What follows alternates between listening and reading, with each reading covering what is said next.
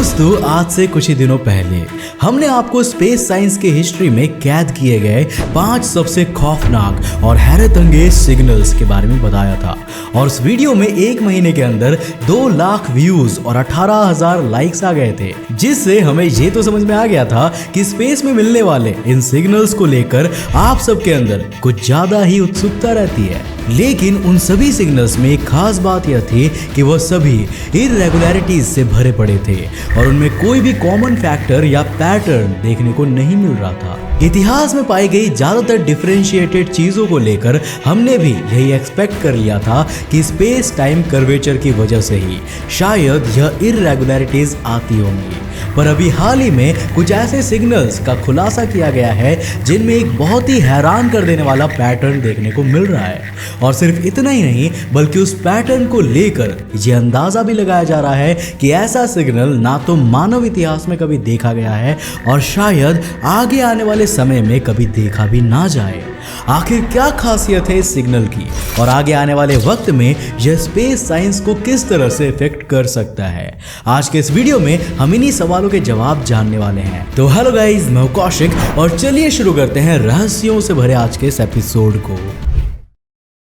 दोस्तों, ये कहानी इसी साल शुरू होती है जब एक यूनिवर्सिटी स्टूडेंट अपनी अंडर ग्रेजुएट थीसिस पर काम कर रहा था। तो उसे कॉस्मोस में एक ऐसा ऑब्जेक्ट मिला जो उसके हिसाब से हर 1 घंटे में तकरीबन 3 बार रेडियो वेव्स के भयानक बर्स्ट को रिलीज कर रहा था। अब पहले तो उसे लगा कि उससे कोई गलती हो गई होगी, पर जब बार बार उसे वही पैटर्न दिखने लगा तो उसने तुरंत इस बात की जानकारी अपने हायर एजुकेटर्स को दी। बात को गंभीरता से लिया गया और कुछ ही देर में यह जानकारी नताशा हर्ले वॉकर नाम की एक जानी मानी ऑस्ट्रेलियन रेडियो रिसर्चर को मिल गई, जिनकी एक्सपर्टीज ही कॉस्मोस में पनप रहे रेडियो वेव्स की जांच करना है। अब जाहिर सी बात है कि एक अवार्ड विनिंग रिसर्चर होने के नाते ना सिर्फ उनके पास ज्यादा जानकारी थी, बल्कि दुनिया भर की स्पेस एजेंसीज और ऑब्जर्वेटरीज से भी उनके काफी अच्छे संबंध थे, जिस वजह से उन्हें इस विषय की फर्दर इन्वेस्टिगेशन करने में ज्यादा तकलीफ नहीं हुई। उन्होंने आगे की तहकीकात करने के लिए वेस्टर्न ऑस्ट्रेलिया के मर्किंसन वाइड फील्ड एरे में लगे हुए एक स्पेस टेलीस्कोप का इस्तेमाल किया और वहां से कलेक्ट किए गए डेटा को रीएनालाइज करने के बाद उन्होंने और भी कई सारी डिटेल्स निकाली कि जैसे जिस जगह से वो सिग्नल आ रहे थे वो जगह कहां पर मौजूद है, उन सिग्नल्स की एवरेज एग्जिस्टिंग ड्यूरेशन कितनी है और वह कितनी देर में बार बार सुनाई दे रहे थे। लगभग 6 से 7 घंटे तक केवल उस एरे के डेटा को एनालाइज करते हुए उन्हें यह सुराग मिला कि वह रेडियो सिग्नल एग्जैक्ट 18.18 मिनट में कैप्चर किए जा रहे थे, और वो भी इतनी एग्जैक्ट पंक्चुअलिटी से जैसे किसी ने कोई अलार्म लगाकर रखा हो कि वह अलार्म 18.18 मिनट्स में बोलेगा ही बोलेगा। स्पेस रियल में कभी भी ऐसा कुछ भी नहीं देखा गया, क्योंकि सच्चाई तो अभी तक यही मानी जा रही थी कि इस ब्रह्मांड में हर मिनट लाखों चीजें एक साथ होती रहती है और उन लाखों चीजों के बीच में एग्जैक्ट उसी इंटरवल के साथ किसी रेडियो सिग्नल या रेडियो वेव का बार बार अकर होना काफी खटकने वाली बात थी।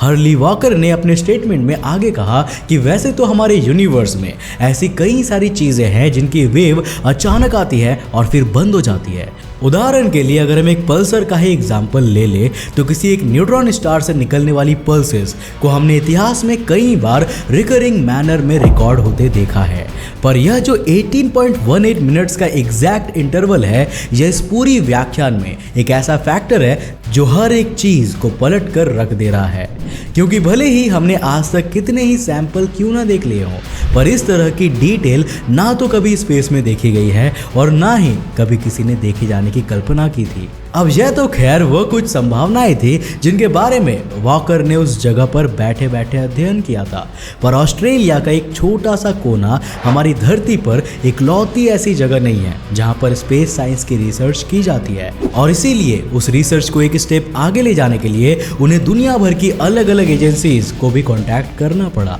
इस रिसर्च में दम था क्योंकि इससे हमें अंतरिक्ष के किसी नए दिग्गज खिलाड़ी की तस्वीर मिलने की आशंका थी, और इसी वजह से इसको आगे बढ़ाने के लिए एस्ट्रोनॉमर्स की एक पूरी टीम बैठाई गई। वॉकर के दिए गए इंटरव्यू के हिसाब से किसी ऐसी चीज को ट्रेस कर पाना जिसके बारे में ना आपने कभी सुना हो और ना ही कभी देखा हो, वो भी ब्रह्मांड जैसी किसी बड़ी जगह में, यह अपने आप में ही बहुत मुश्किल बात थी। क्योंकि जब आपको पता ही नहीं कि उस घटना को अंजाम देने वाला आखिर कौन है, तो आप घटना स्थल तक आखिर पहुंचेंगे कैसे। और ऐसा ही कुछ इस केस के साथ भी हुआ।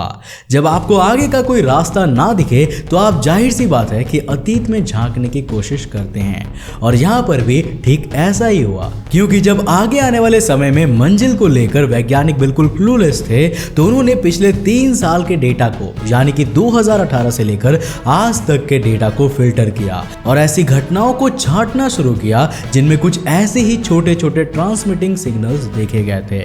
इन सिग्नल्स की खास बात यह थी कि इतनी जल्दी जल्दी रिकॉर्ड किए जाने के बावजूद इन सब की ड्यूरेशन तकरीबन 30 सेकंड से लेकर 60 सेकंड के बीच हुआ करती थी, जिससे इनको सुनने के बाद इस बात का मोटा मोटा आइडिया मिल जाता था कि आखिर इनके ओरिजिनेशन का कॉज क्या रहा होगा। इस बात ने जब शुरुआत में हवा पकड़ी तो रिपोर्टर्स और वैज्ञानिकों ने इस बात का भी अंदाजा लगाया कि शायद यह किसी दूसरी सभ्यता द्वारा भेजा गया कोई संदेश हो सकता है। लेकिन जब इन सिग्नल्स की फ्रीक्वेंसीज को बारीकी से देखा गया तो इनका पैटर्न इस बात का साफ साफ प्रूफ दे रहा था कि इस सिग्नल को आर्टिफिशियली नहीं ओरिजिनेट किया गया था और यह किसी नेचुरल कॉस्मिक ऑब्जेक्ट से ही रिलीज किए गए हैं। 3 साल के डेटा को खंगालने के बाद हमारे सामने 2 बातें रखी गई। पहली तो यह कि यह सिग्नल तकरीबन 4000 लाइट ईयर्स दूर मौजूद किसी जगह से आ रहा है, और दूसरी यह कि हर 20 मिनट में ऐसी फ्रीक्वेंसीज को भेजने के लिए, वो भी 4000 प्रकाश वर्ष की दूरी से, इतनी ज्यादा एनर्जी की आवश्यकता होती है कि उस अमाउंट की एनर्जी को रिलीज करने वाला अभी भी कोई भी ऑब्जेक्ट नहीं खोजा गया है। जिसका सीधा सा मतलब यह था कि इस फ्रीक्वेंसी को रिलीज करने वाला ऑब्जेक्ट या तो कोई हाइपोथेटिकल कॉस्मिक ऑब्जेक्ट था जिसके बारे में काफी सारी थियरीज प्रपोज की जा चुकी हैं पर अभी तक उसको खोजा नहीं गया हो, या फिर इसको भेजने वाली कोई बिल्कुल ही नई ऐसी चीज है जिसके बारे में हमने कभी भी कल्पना नहीं की होगी। और इतने सारे सवाल इन सिग्नल्स को घेरे हुए हैं कि इनका जवाब जानना हमारे लिए बहुत जरूरी बन जाता है। दोस्तों, ब्लैक होल्स मौजूद है यह तो हम पिछले कई दशकों से जानते हैं, लेकिन जब हम लोगों ने सामने से ब्लैक होल की तस्वीरें देखी थी तभी जाकर हमको ये पता चला कि हमारी कितनी कल्पनाएं सच थी और कितनी झूठ। उसी तरह पता नहीं ऐसा कौन सा ऑब्जेक्ट इस समय हमारी फिराक में बैठा हो और बाद में जब हम उसकी खोज करें तो हमें पता चले कि वह चीज तो हमारी सोच से बिल्कुल बियॉन्ड ही निकल गई। अब जाहिर सी बात है कि अगर इतनी सारी हाइपोथेटिकल सिचुएशंस इमेजिन कर ली गई है तो किसी ना किसी एक ऑब्जेक्ट का नाम भी आया होगा, और बलि का बकरा बनने वाला वह एक ऑब्जेक्ट है अल्ट्रा लॉन्ग पीरियड मैग्नेटार। अब मैग्नेटार्स क्या होते हैं, इसको लेकर अपनी बुद्धि में अगर आप थोड़ा सा भी जोर डालेंगे तो आपको याद आएगा कि हमने 23 नवंबर 2021 के शुभ दिन में यह अमेजिंग वीडियो डाला था जिसके ज्ञान को अभी तक 1.5 लाख लोग देख चुके हैं। लेकिन हमारी लाख कोशिशों के बाद अगर आपने अभी तक चैनल को सब्सक्राइब करने के बाद बेल आइकन को नहीं दबाया है तो आपसे वह वीडियो छूट गया होगा। तो हम क्या ही कर सकते हैं भाई, और ना मानो बात, जल्दी सब्सक्राइब करो और इस वीडियो को पहले जाकर देखो। लेकिन खैर, अगर मैंने इस जगह पर आपको मैग्नेटार्स के बारे में नहीं बताया तो आप सब तो यही कहेंगे कि साले का खोपड़ी तोड़ साले का।